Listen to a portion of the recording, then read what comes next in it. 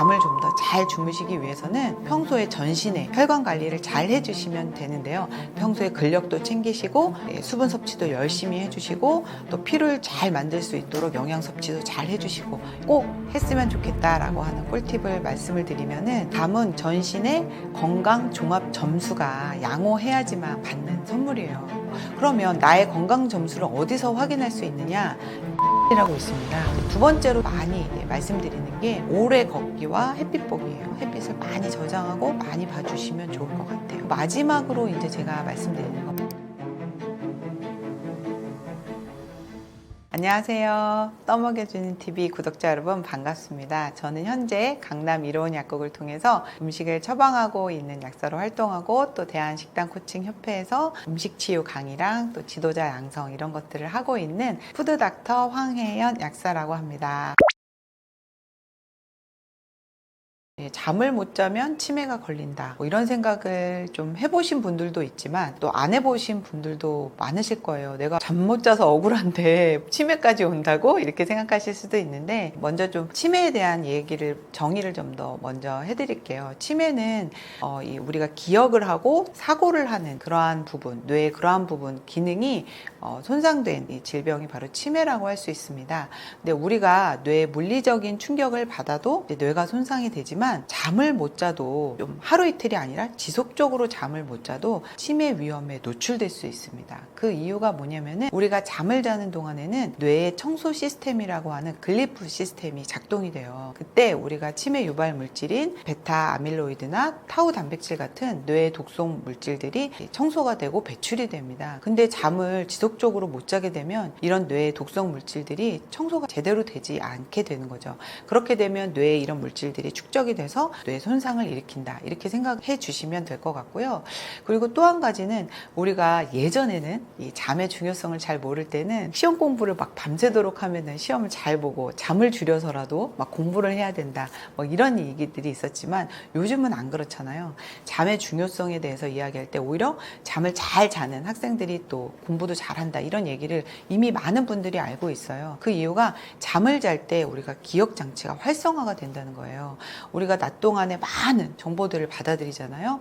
눈으로도 보고 귀로도 듣고 또 맛도 보고 다양하게 온감을 통해서 많은 정보들이 들어오는데 그 중에서 이제 우리가 꼭 기억해야 될 것들을 기억 장치에 저장하고 또 그렇지 않은 것들을 버리는 걸 잠을 자는 동안에 해요. 근데 우리가 잠을 제대로 못 자면은 이 기억을 저장하는 일을 제대로 할 수가 없는 거죠. 그래서 잠을 지속적으로 못 자는 불면증 환자분들의 경우는 이런 그 기억하는 활동들이 점차적으로 기능이 떨어지게 되면서 단기 기억력 장애라든지 이게 나아가서는 치매 유발 위험을 높일 수가 있습니다. 나이 드는 것도 억울한데 불면증까지 온다. 너무 억울하죠. 그죠? 근데 실질적으로 이제 저도 많은 환자분들을 상담을 하는데 연세가 드신 분들이 주로 이제 불면증을 많이 호소를 해요. 어떻게 보면 자연스러운 현상일 수도 있죠. 왜냐하면 우리가 잠을 잘 자고 죽음에 이를 수는 없으니까 점점 더 잠을 못 자면서 이제 죽음까지 가는 거라고도 보실 수는 있어요. 그러나 이제 어떤 분들은 같은 나이에서도 잠을 잘 주무시는 분들도 있고 잠을 잘 못 주무시는 분들도 있거든요. 이제 이런 어떤 노인의 불면증에 대해서는 여러 가지의 의견들이 있습니다. 뭐냐면 뭐 노화 자체다 뭐 이런 분들도 있고 또 하나는 호르몬 부족이다 뭐 아니면은 뭐 근육이 없어서다 아니면 간 기능이 떨어져서다 아니면 심장 기능 아니면 뭐 여러 가지 대사 기능 뭐 이런 것들이 떨어져서다 라고 하는데 그러한 것들이 귀결돼서 하나의 원인으로 지목되는 게 바로 뇌의 혈액 부족과 수분 부족이라고 할 수 있어요. 그 이유가 뭐냐면 우리 몸은 이 70%가 수분으로 되어 있잖아요. 그런데 태어나서는 한 80% 정도 된다고 합니다. 그러니까 아가들은 너무 잘 자는 거예요. 근데 나이를 들어가면서 우리가 수분을 점점 잃어가요. 그래서 죽기 전에는 50% 이하가 되면 이제 사망에 이른다고 합니다. 그런데 우리의 이 신체적인 부분에서의 수분 부족도 탈수도 진행이 되지만 뇌도 마찬가지라는 거죠. 그래서 꾸준히 뇌의 건조와 이 탈수가 시작되면서 잠을 못 자게 되는 아주 원인이 되는 거거든요. 그렇다 보니까 이제 어떤 분들은 잠을 좀 잘 자고 동일한 연세에서도 또 노인분들 중에는 또 잠을 또 아예 못 자는 분, 또 잠을 잘 자는 분 이렇게 좀 나눠져 있어요. 왜냐하면 동일한 연령대에도 평소에 이제 체수분 관리, 또 혈액 관리, 또 이 심장으로부터 뇌로 올려주는 어떤 혈액 순환이 잘 되는 분들, 이런 분들 같은 경우는 같은 동일한 나이대에서도 잠을 잘 주무시는 경우가 있긴 합니다. 그래서 노인분들의 경우 잠을 좀 더 잘 주무시기 위해서는 뇌를 어떻게 할까 이런 생각보다는 평소에 전신의 혈관 관리를 잘 해주시면 되는데요. 그 방법은 평소에 근력도 챙기시고 수분 섭취도 열심히 해주시고 또 피를 잘 만들 수 있도록 영양 섭취도 잘 해주시고 이렇게 노력을 하시면 같은 나이대에서도 아마도 잠을 잘 주무시는데 도움이 되실 거라고 생각이 듭니다. 불면증 환자들을 제가 자주 만나고 있는데요. 사실은 저도 심각한 불면증 환자였잖아요. 그래서 이제 꼭 했으면 좋겠다라고 하는 꿀팁을 말씀을 드리면은 아까도 제가 말씀드렸지만 불면증은 이 뇌의 문제라기보다는 전신의 혈관 근육의 문제다라고 말씀을 드렸어요. 그래서 잠은 결국에는 전신의 건강 종합 점수가 양호해야지만 받는 선물이에요. 그러니까 뇌 건강 따르고 내 육체 건강 따르고 이렇지 않거든요. 그래서 그러면 나의 건강 점수를 어디서 확인할 수 있느냐? 요즘 이렇게 뭐 건강 검진도 비싼 돈 주고 받으시지만은 가정용 인바디라고 있습니다. 인바디를 이렇게 들여다 보시면 아주 많은 유익한 정보들을 좀 보실 수가 있는데요. 그 중에 하나가 체수분량과 근육량이에요. 인바디의 이 체수분량과 근육량을 보시면 내가 체수분이 어느 정도 있고 또 혈액량이 대략 어느 정도 부족하냐 아니면 충분하냐 이런 것도 보실 수가 있고요. 그리고 근육이 굉장히 발달한 분들 같은 경우에는 순환이 당연히 잘 되겠죠. 근육이 많은데도 불구하고 혈액순환이 잘 안 된다. 이거는 있을 수가 없는 거거든요. 그래서 근육량과 체수분량을 이렇게 좀 보시면은 아마도 이제 현재 나의 건강 상태를 좀 확인을 하실 수가 있어요. 데이터로. 그리고 또 하나는 이제 내가 열심히 운동을 하고 뭔가 순환에 도움되는 것들을 많이 하고 있고 물도 열심히 먹고 있지만 현재 내가 하고 있는 노력이 얼마만큼 실효성이 있느냐 이 부분도 계속 확인해 나가면서 조금씩 점수를 올려가는 게 중요하거든요. 인바디에 보면 또 인바디 점수라는 총점이 있습니다. 그래서 오늘 내가 점수가 뭐 70점이다 하면 열심히 운동하시고 수분 잘 챙겨 드시고 노력을 하셔서 조금씩 점수를 올려가다 보면 또 잠도 더 잘 잘 수 있는 몸으로 되지 않을까 이렇게 생각이 드립니다. 수면제의 부작용은 정말 수면제가 잘 듣기 때문입니다. 그 이야기가 뭐냐면 정말 너무나도 효과가 좋아요. 그래서 너무나도 중독이 되는 거죠. 정말 한 번만 먹고 안 먹어야지 라고 생각하시면서 처음에 이제 수면제를 드시는 분들도 나중에는 결국에는 이제 중독에 빠지게 됩니다. 왜냐면 그렇게 애를 써도 안 오던 잠이 너무 쉽게 와버리니까 이 수면제의 늪에서 도저히 헤어나올 수가 없는 거죠. 그래서 저는 어떻게든 수면제 시작을 안 하게 해드리려고 굉장히 노력을 하고 또 현재 이제 수면제를 좀 드시는 분들도 아직은 중독성이나 내성이 발생하기 전에 빨리 이제 끊으실 수 있도록 많은 도움을 드리고 있는데요. 그리고 두 번째 이제 수면제의 가장 중요한 부분 이제 부작용 중에서 말씀드리고 싶은 거는 수면제 자체가 잠을 더 못 자는 몸으로 만든다는 거예요. 그 이유가 뭐냐면 이 수면제는 작은 굉장히 대부분 보면 알약이 작거든요. 작은 알약 하나가 우리 몸에 수분을 엄청 많이 뺍니다.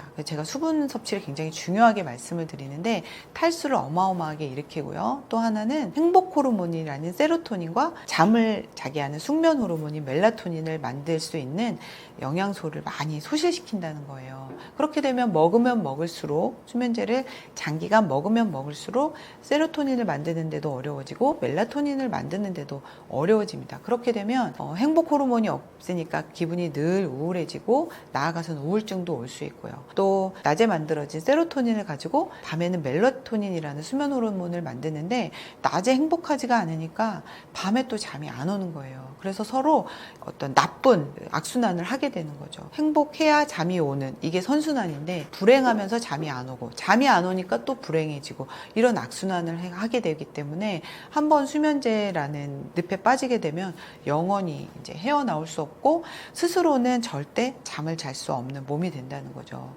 그리고 두 번째는 아까도 제가 말씀드린 그 뇌의 그 청소 시스템, 글리프 시스템이 수면제를 먹고 자는 잠에는 잘 작동을 하지 않아요. 그래서 대부분 수면제만 오래 드셔도 치매의 위험에 다 노출이 되고요. 많은 분들이 수면제 드시면서 이제 말씀하시는 게 기억력에 문제가 많이 온다. 그리고 여러 가지 종합적인 사고 판단이 굉장히 어려워진다. 이런 말씀을 많이 하거든요. 그래서 나중에 나이가 들어서 치매가 오는 건 두 번째고, 이 사고 기능과 인지 기능이라든지 이런 부분, 기억력 부분들이 굉장히 많이 손상이 됩니다. 그래서 이러한 부작용 때문이라도 수면제 선택을 최대한 안 하셨으면 좋겠습니다.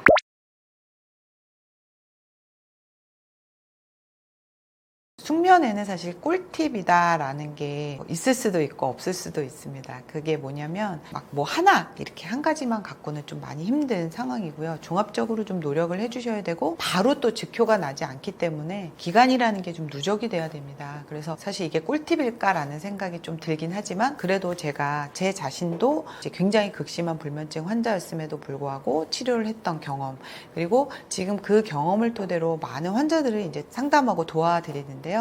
제가 그렇게 이제 수면제를 극복하고 이제 잠을 잘 자는 몸으로 갈 수 있었던 여러 가지 방법들을 좀 오늘 소개를 좀 해드리려고 합니다. 한 3가지 정도로 요약을 할 수가 있는데요. 첫 번째는 수면 인지 행동 치료라는 걸 좀 알려드리고 싶은데요. 네, 그 중에서도 여러 가지가 있는데 오늘은 좀 몇 가지 아주 핵심적인 것만 알려드릴게요. 그 중에 하나가 이제 첫 번째는 졸리기 전에는 절대로 잠을 청하지 말아라. 이 얘기가 뭐냐면 보통 잠을 못 주무시는 분들이 뭐 한 2, 3시쯤에 잠이 들더라고 해도 한 9시부터 누워 계세요. 이건 별로 좋은 행동이 아니에요. 오히려 한 2시쯤 만약에 잔다 그러면 그 시간에 임박해서 아니면은 그 시간 살짝 지났을 때가 잠을 청하는 게 훨씬 도움이 됩니다. 그리고 두 번째는 낮잠을 안 주무시는 거는 다 기본으로 알고 계시잖아요. 근데 낮에 그냥 이렇게 눈을 감는 것조차도 별로 안 좋습니다. 우리 인체는 눈을 감는 것도 잠으로 이렇게 그냥 간주해 버릴 때가 있거든요. 그래서 낮에는 최대한 눈을 감거나 낮잠은 절대 안 주무시는 게 좋고요. 그리고 세 번째는 평소 내가 잠을 못 자서 이런 분들이 있어요. 이제 잠이 깨도 그냥 아쉬워서 좀 더 누워 계시는 분들이 있는데 오히려 그렇게 하지 마시고 부족하게 자더라도 조금 더 빨리 일어나시는 거예요. 이러한 이제 이 3가지가 어떤 거냐면 수면의 압력, 수면 압력이라고 하거든요. 수면의 욕구, 이런 것들을 극대화시킵니다. 이러한 것들이 어떤 효과를 내냐면 잠을 들이는 시간, 즉 인면 시간을 굉장히 짧게 만들어요. 이게 엄청 중요한데요. 우리가 예를 들어서 12시에 잠드는데 10시부터 누워 있잖아요. 그러면 그 기다리는 2시간의 마음이 과연 평화로울까요? 그렇지 않거든요. 굉장히 불안하고 초조합니다. 처음에는 이제 자야지 하고 누우니까 좋죠. 사실 자려고 누우면 굉장히 기쁘잖아요. 하루의 피로도 풀고. 근데 이게 한 30분, 1시간 지나가면 화가 나기 시작을 하죠. 그리고 심지어는 불안도 합니다. 그러면 교감신경이라는 게 굉장히 흥분이 돼요. 그러면 과연 자는데 도움이 될까요? 도움이 전혀 되지 않습니다. 인면은 최대한 빨리, 신속하게 이루어져야 되거든요. 그래서 이 인면 시간이 단축된다는 건 엄청 중요하고요. 두 번째는 대부분의 이제 불면증 환자들이 잠의 깊이가 너무 낮아요. 그래서 수시로 깨기도 하지만은 그냥 바깥에서 조금만 부시럭거려도 일어나거든요. 그게 이제 억지로 잠을 들여서 얕은 잠을 그냥 계속 자는 거거든요. 그렇게 하지 마시고 최대한 피곤함 또 수면의 압력을 이제 극대화시켜서 깊은 잠을 유도를 하는 겁니다. 그리고 마지막으로는 수면 시간을 깨지 않고 통으로 자는 시간, 그 수면 지속 시간을 최대로 만들어줍니다. 사실은 우리가 30분, 30분, 1시간, 1시간 이렇게 중간중간에 깨면서 6시간 자는 것과 3시간을 자더라도 아주 깊이 있게 자는 것은 만족도가 확연히 다를 수가 있어요. 그래서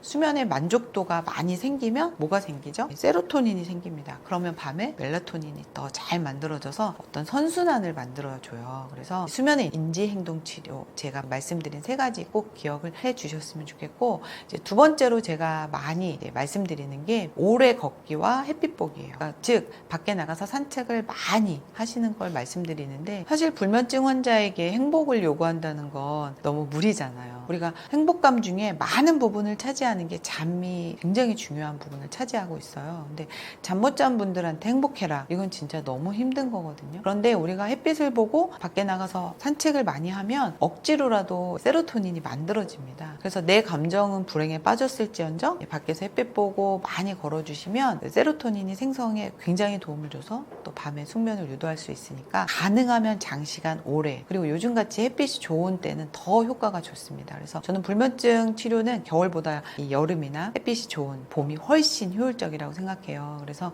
요즘 같은 때 많이 나가서 햇빛을 많이 저장하고 많이 봐주시면 좋을 것 같아요. 그리고 마지막으로 이제 제가 말씀드리는 건 바로 물 마시기예요. 제가 뇌 건조와 탈수에 대해서 많이 말씀을 드리잖아요. 물을 정말 열심히 자주 충분하게 드셔주세요. 그런데 맹물을 많이 드시는 것, 즉 미네랄이 없고 염분이 없는 물을 드시는 건 오히려 탈수를 더 가속화시킬 수도 있습니다. 그 이야기는 뭐냐면 우리가 먹는 물은 만약에 아무 미네랄이나 염분이 없는 물을 마신다고 해도 이 밖으로 나가는 물, 즉 소변으로 나가거나 땀으로 나가거나 우리 몸 밖으로 배출하는 물들은 다 미네랄과 염분을 가지고 있는 물들이에요. 그렇게 되면 우리 몸속 내부의 미네랄과 이 염분의 농도가 점점 희석될 수가 있잖아요. 그것을 방지하기 위해서 우리가 가지고 있는 총 수분량을 줄입니다. 결국 탈수가 더 가속화된다는 거죠. 그걸 방지하기 위해서는 우리 인체의 미네랄과 굉장히 유사한 어떤 미네랄 조성을 가진 물, 그리고 일정량의 염분, 티액과 유사한 염분을 가진 소금물을 드시는 게 좋고요. 그리고 물을 또 제가 많이 드시라고 했더니 그냥 뭐 자기 전에 막 임박해서 많이 드신다던가 한꺼번에 많이 드셔서 뭐 탈이 나게 한다던가 뭐 신장이 안 좋아서 걱정을 하시는 분들이 있더라고요. 물 드시는 가장 좋은 방법은 시간대별로 시간 나눠서 입을 적신다는 느낌으로 자주 드셔주시는 게 좋아요. 한꺼번에 다량의 물을 마시는 거는 당연히 심장이나 신장에 부담이 될 수가 있습니다. 그리고 자기 전에 집중해서 드시는 건 또 숙면에 당연히 방해가 될 수 있고, 그래서 잠자기 전 한 2시간 정도 텀을 두시고 그리고 시간 쉬지 않고 마셔주시는 게 좋아요. 아무리 신장 기능이 약한 환자라고 해도요, 시간 나눠서 드시게 되면 충분히 많은 양의 물을 드실 수가 있습니다. 그래서 분할해서 자주 집중적으로 마시지 말고 분할해서 자주 조금씩 입을 축인다는 느낌으로 계속 드셔주시면 굉장히 좋은 효과를 보실 거라고 생각이 듭니다. 요즘은 또 외모적으로 동안인 분들도 되게 많잖아요. 막 50대인데도 30대 같이 보인다. 근데 이제 그건 외모고요. 신체 나이로 보면 50대인데도 70대다. 뭐 이렇게 이제 신체 나이가 이런 분들도 이제 간혹 있고 30대인데도 50대 몸을 가졌다. 이런 분들도 있어요. 그래서 신체 나이의 부분에서만큼은 지금은 사실 저속 노화보다는 가속 노화가 진행되고 있는 것은 사실입니다. 근데 그러면 나는 지금 노화가 된 건가? 아니면 젊은가? 좀 기준이 애매할 수 있을 것 같아요. 그래서 제가 젊음의 기준을 먼저 좀 정의를 한번 해보겠습니다. 젊음의 3대 조건이라고 제가 좀 만들어 봤는데요. 첫 번째는 매일 의존하는 약이 없으셔야 됩니다. 그리고 두 번째는 신체 활동에 제약이 없어야 됩니다. 그러니까 가령 뭐 요즘은 왜 거북목이라고 해서 목 부분에도 젊은 분들이 많이 호소하시는 분들도 있고, 또 무릎이 아파서 나는 등산을 못 가, 아니면 뭐 어디 계단을 못 올라, 이런 분들도 있죠. 그리고 세 번째는 건강 염려증이 없는 겁니다. 이렇게 세 가지로 좀 요약을 해볼 수가 있는데요. 요즘 20, 30대 분들도 매일 먹는 약들이 있는 분들을 제가 많이 보고 있어요. 이 정도는 뭐 기본 아니야 하시면서 드시고 있는데요. 이 매일 먹는 약이 있게 되면은 결국에는 저속 노화를 구현하기가 어려워집니다. 그 이유는 또 나중에 차차 말씀드리기로 하고요. 그래서 저속 노화를 구현하기에 가장 큰 걸림돌은 이 화학 약물이거든요. 그래서 매일 그것도 꾸준히 먹는 약이 있다면 현재 가속 노화가 진행되고 있다, 이렇게 생각해 주시면 될 것 같고, 두 번째는 이제 신체 활동에 제약이 없어야 되는데, 요즘 이 젊은 분들 20, 30대 분들이 제가 알기로는 정형외과를 굉장히 자주 가고 있는 걸로 알고 있어요. 그런 분들이 실제로 요즘 뭐 재활 PT 이런 것도 많이 받으시고요. 재활의학과 굉장히 많이 찾고 있거든요. 그 이유가 이제 날이 갈수록 이제 뭐 이런 컴퓨터나 핸드폰 이런 것도 많이 보지만 운동을 거의 하지 않고 이제 대부분은 두뇌 활동으로 집중되어 있다라는 거죠. 그런 부분. 또 세 번째는 정말 또 제가 실감 많이 하는데, 요즘 20, 30대 분들에게 건강 상담을 많이 하고 있습니다. 지금 현재는 괜찮은데 나중에 이제 건강이 너무 걱정된다고 이렇게 하시는 분들도 있고, 또 5, 60대 건강 염려증은 어떤 거냐면, 부모님들 80대, 90대 부모님들을 많이 케어를 하고 있다 보니까 치매라든지 다양한 어떤 노인성 질환을 보시면서 굉장히 염려들을 많이 하세요. 내가 과연 저 나이가 됐을 때 누구의 돌봄 없이 신체 활동을 할 수 있느냐, 이런 걱정. 그래서 이 세 가지를 다 나는 젊음의 조건, 3대 무죠. 이 세 가지가 없다면 저는 이제 저속 노화가 구현이 되고 있는 거고, 이 나이에 비해서 이 세 가지가 있다면 저는 가속 노화가 진행되고 있지 않나, 이렇게 생각이 드는데, 이러한 가속 노화가 환경적인 부분에서도 물론 기여하는 바가 크죠. 예전보다는 환경이 굉장히 나빠졌으니까. 그런데 저는 환경이 만약에 원인이라고 생각을 한다면, 제가 하는 식단 코칭이나 이 음식 치료로 이 저속노화가 구현이 안 될 건데 음식에 굉장히 많은 원인이 있기 때문에 음식만 바꿔도 굉장히 젊어지는 분들을 많이 만나고 있거든요. 그래서 저는 이러한 가속노화는 대부분 우리가 인스턴트나 가공식품, 정제 탄수화물, 또 물을 많이 먹지 않는 습관, 많은 약물들, 액상과당을 포함한 음료수들, 술 이런 먹는 것에서 기인을 한다고 볼 수 있습니다. 그래서 이 음식만 제대로 잘 드셔도 가속노화를 막고 저속노화를 구현할 수 있다, 그렇게 생각합니다. 건강한 식습관인 줄 알았는데 알고 보니 그렇지 않다. 제가 좀 몇 가지 예를 들어서 말씀을 좀 드리고 싶은 게 있어요. 왜냐하면 많은 분들이 이렇게 드시는 게 건강한 줄 알고 많이 챙겨 드시고 있거든요. 근데 실질적으로 도움이 되지 않는 식습관들이 참 많아요.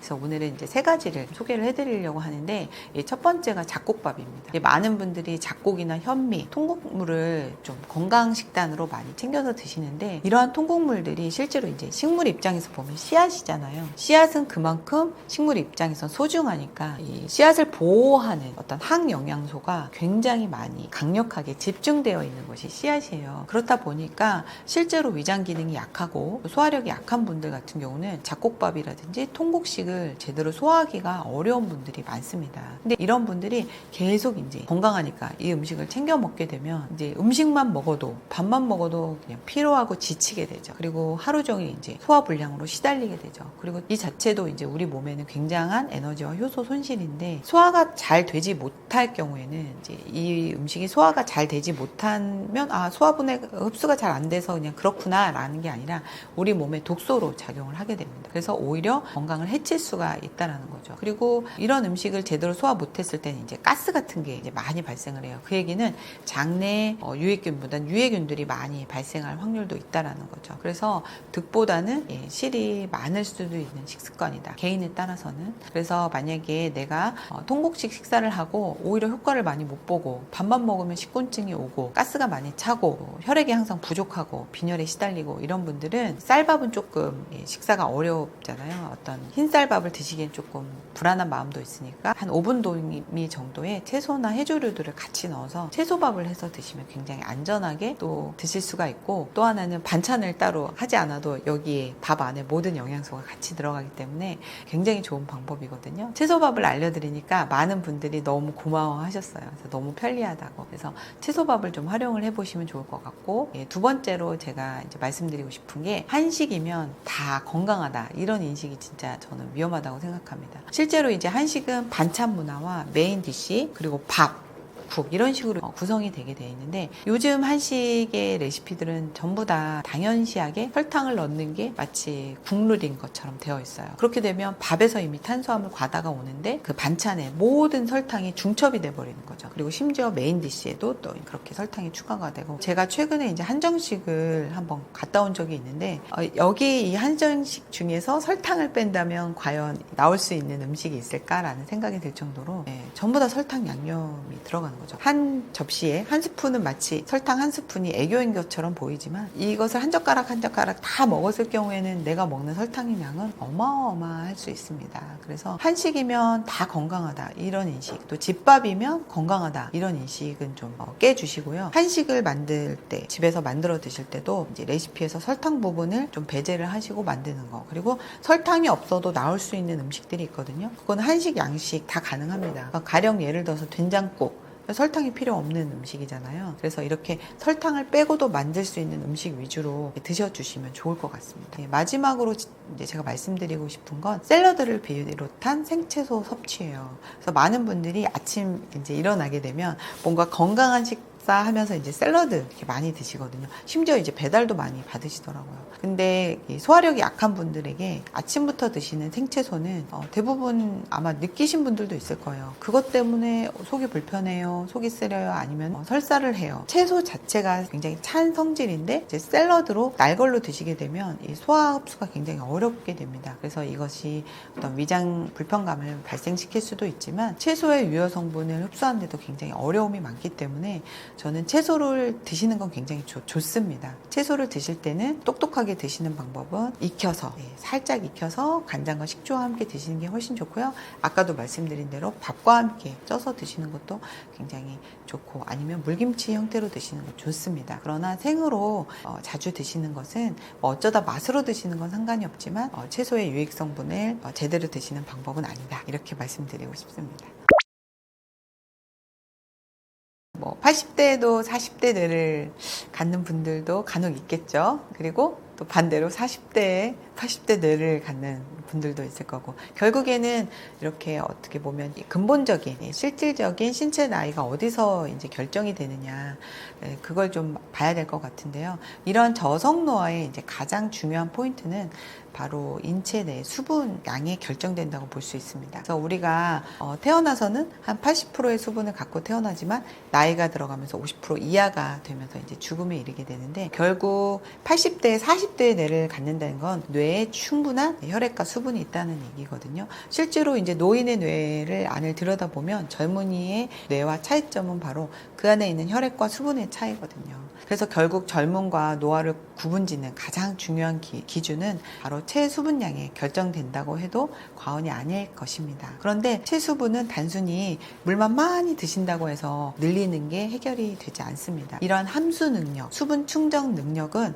첫째는 근육량을 늘리셔야 됩니다. 이 물만 열심히 드신다고 해서 물은 저장하지 않고 바로 나가기 때문에 근육이 늘어나면 근육 안에는 혈액과 수분이 늘어나면서 근육이 채워지는 거거든요. 우리가 사실 근육량을 늘린다 하면은 막 운동을 이렇게 막 심하게 과하게 해서 근육이 찢어지면서 이제 확장되는 그런 거는 되게 어려운데요. 근육을 수분으로 충전하는 건 쉽습니다. 그래서 수분만 제대로 잘 챙겨 드셔도 근육이 늘어나고요. 또 하나는 인슐린 저항성이라는 걸 개선하셔야지만 근육이 잘 충전이 되기 때문에 정제당이라든지 설탕, 밀가루 이런 것들은 좀 제한을 해주시고, 근력 운동은 트레이너 분들처럼 과도하게 하시는 건 아니고요. 하루에 30분 정도만 스쿼트 같은 것만 해주셔도 근육 쪽에 혈액을 충전시키는 방법이거든요. 그쪽에 쏠리게 되면서 근육에 자꾸 혈액을 꽂아주는 방법이니까 그 정도로만 해주셔도 굉장히 도움이 되고요. 두 번째로는 소금물을 드시는 게 좋습니다. 그래서 우리 체내의 물은 맹물이 없습니다. 전부 다 나트륨과 좋은 미네랄로 이루어진 소금물로 되어 있기 때문에 맹물을 계속 드시는 것은 오히려 탈수를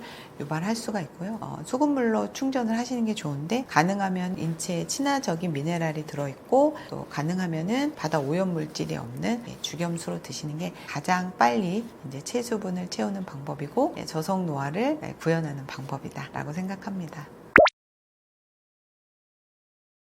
제가 이제 식단 코칭이라는 거를 통해서 이제 많은 분들의 저속 노화를 현재 도와드리고 있어요. 그래서 음식을 가지고 한 100일 정도 꾸준히 이제 코칭을 하고 있는데요. 정말 많은 분들의 사례가 기억이 남는데, 그 중에서 좀 한 분, 최근 사례가 좀 기억에 많이 남네요. 이분은 한 50대 후반 정도 되셨고요. 그리고 평소 운동 매니아세요. 그래서 테니스도 굉장히 좋아하시고, 수영도 하시고, 마라톤도 열심히 하셔서 이제 근육량은 굉장히 괜찮으신 분이었어요. 그런데 그와 함께 이제 지방량도 굉장히 많으셨죠. 그래서 좀 과체중과 비만인 상태였습니다.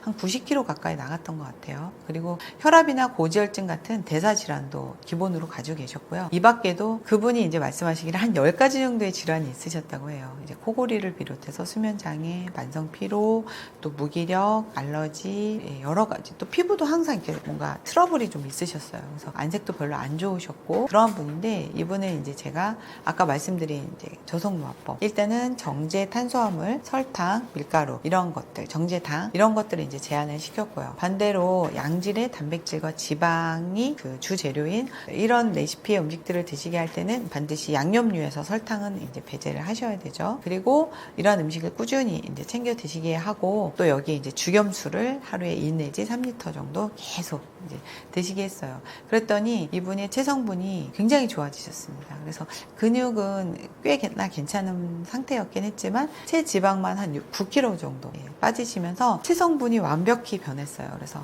근육형으로 이 D자라고 하죠. 인바디 점수도 굉장히 높아지셨고요. 뭐 그거는 둘째치고 그분이 가지고 있었던 대사질환, 혈압이라든지 고지혈증 이런 부분 굉장히 호전되셨습니다. 그리고 그뿐만 아니라 평소에 늘 가지고 있었던 자질구레한 어떤 질병들, 코골이, 수면 장애, 또 알러지, 피부도 굉장히 맑아지셨어요. 피부 트러블이 이렇게 얼굴 전체에 다 뿌려져 있는 상태였는데 그런 것들이 싹 해결되시면서 미남이 되셨어요. 예, 그리고 딱 보기에도 굉장히 건강해 보이시고 일단 부종도 굉장히 많이 사라졌죠. 그래서 얼굴 윤곽이 드러나면서 한 10살 이상은 젊어진 느낌? 무엇보다도 이제 뱃살이 들어갔기 때문에 옷맵시도 굉장히 살아나셨고 그래서 아내분하고 같이 오셔서 너무 감사하다. 그리고 진짜 뭐 영원히 못 잊을 것 같다. 저에게 이런 말씀을 해주셔서 저도 지금까지 잊지 않고 기억을 하고 있는 것 같습니다. 그분이 더 놀라운 거는 심지어 약사님이셨어요. 그래서 평소에 본인이 알고 있던 건강 어떤 상식과 지식으로 케어를 함에도 불구하고 잘 되지 않으셨기 때문에 저한테 이제 상담을 의뢰하실 때 약간 반신반의 과연 해낼 수 있을까 이런 마음으로 그냥 에이 뭐 믿져야 본전이지 하면서 오셨던 것 같아요. 그랬는데 너무 드라마틱하게 변화가 되셔서 저한테 정말 그 이후로도 좀 저랑 지금 먼 거리에 사시거든요. 지방에 계시는데도 가끔 이제 볼 기회가 있습니다. 이제 뵐 때마다 계속 너무 감사하고 이 다이어트, 이 식단 코칭 여기저기 막 알려야 되는데 맨날 이렇게 얘기하시면서 항상 저에게 이렇게 감사의 표현을 해주시고요. 끝날 때 저에게 했던 말씀이 영원히 잊지 못할 것 같다. 그리고 삶의 전환점을 만들어줬고 또 평소에 알고 계시던 어떤 건강 상식과 지식들이 저의 식단 코칭을 통해서 뭔가 환한 빛, 길을 만들어준 것 같다. 그래서 약사로서의 인생도 달라졌다. 이런 말씀을 해주셔서 정말 기억에 너무 많이 남고 아직도 매일 생각하면 행복해지고 기쁜 사례입니다.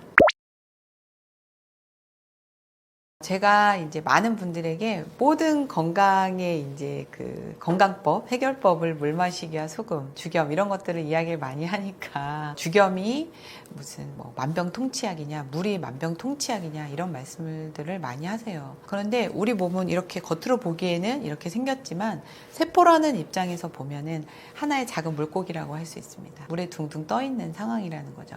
결국 수조의 물이 충분하고 수조의 물의 어떤 수질이 물고기를 키우는데 적합하느냐 그게 가장 중요한 문제라는 거예요. 그런데 지금 현대인들은 영양 과다에 살고 있다고 많이 이야기하잖아요. 우리가 음식을 먹는 데 있어서 부족한 건 거의 없다고 봅니다. 그런데 결국 수조의 물의 수질과 물의 충분함이 부족하다는 거예요. 그래서 제가 항상 이 기본값을 가장 기본이 되는 것을 하지 않고 뭐 아무리 좋은 영양제를 드시거나 아무리 좋은 음식을 드신다고 해도 이게 만족되지 않으면 되지 않는 거죠. 결국 수조에 있는 물고기에 수조를 채워주지 않고 오염된 물로 가득 찬 상태에서 물고기에게 영양제를 먹인다고 해서 효과가 나지 않는 거죠. 그리고 두 번째로는 생명활동은 다 물에 의해서 이루어집니다. 전달자라는 물이 없으면 어떠한 물질도 만들어질 수가 없고요. 또 세포에 전달되지도 않고 쓰이지도 않습니다. 그래서 제가 물 마시기와 죽염 이런 것들을 많이 강조를 하고 있고요. 또 하나는 현재 소금이 약이 되고 있는 원인이 있습니다. 그 이유는 우리의 모든 식생활 환경 속에 첫 번째는 내가 노력을 특별히 하지 않고서는 탄수화물 과잉 시대에 살고 있기 때문이에요. 우리가 모든 음식에 실질적으로 막 풍요의 시대에 살고 있잖아요. 근데 그 풍요 속에 이렇게 음식의 풍요에 살고 있지만 잘 들여다보면 단백질과 지방의 풍요보다는 탄수화물의 풍요에 살고 있어요. 많은 외식 업체나 어떤 식생활의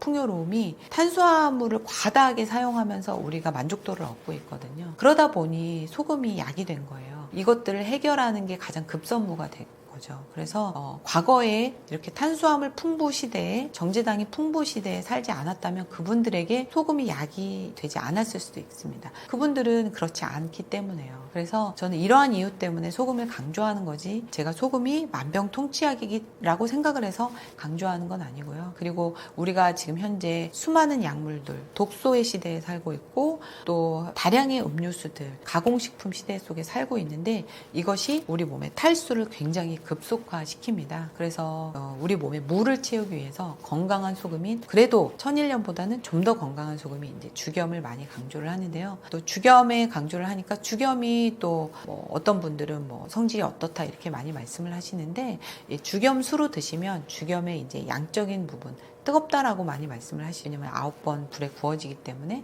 이러한 부분이 중화가 되기 때문에 굉장히 건강하고 또 요즘은 오염되지 않은 물질이 없잖아요. 지구상에. 그런데 죽염 같은 경우는 9번 구워지면서 바다 오염 물질들이 이제 다 전소되어 날아가고요. 또 하나는 이제 소금이 부종을 일으키거나 나트륨에 과다가 오지 않냐 이런 불안을 많이 호소를 하시는데 죽염은 대나무 속에 9번 천일염을 넣으면서 구워질 때마다 대나무는 사라져요. 또 새로운 대나무 속에 죽염을 넣고 그래서 9번 대나무가 죽염 속으로 스며들어갑니다. 그래서 사실은 소금이라고 하기에는 좀 어렵고요. 죽염이라고 하는 거죠. 대나무 소금이라고 할 수 있습니다. 그래서 단순히 소금이 아니라 채소와 이 소금이 결합된 상태이기 때문에 소금의 어떤 유해성, 소금이 가질 수 있는 어떤 지나친 뭐 부종이나 뭐 이런 부분들을 잘 해소할 수 있는 부분을 대나무에서 또 받고 있고요. 또 인체에 굉장히 유익한 작용을 하는 셀레늄이라든지 유황이라든지 게르마늄과 같은 어디서도 얻어낼 수 없는 귀한 미네랄들을 동시에 얻어낼 수 있는 재료이기 때문에 제가 강조하는 것이지 다른 이유 때문에 제가 죽염이 만병통치약이다, 소금이 만병통치약이다 이렇게 말씀드리는 것은 아닙니다. 그래서 이러한 좋은 어떤 죽염의 성질 또 소금의 성질을 이용해서 한번 많은 분들이 이 우리 몸 자체의 기본값을 정상화시키는 걸 해보면 그렇게 많은 영양제가 필요가 없거든요. 그래서 저도 약사지만 사실 영양제를 많이 권해드리지 않고요. 이런 물과 죽염 그리고 음식만 가지고도 굉장히 난치성 환자들을 많이 고쳐드리고 있어요. 그래서 제 경험을 토대로 말씀을 드리는 거니까 또 이 영상을 보시고 많은 분들이 도움을 받으셨으면 좋겠습니다.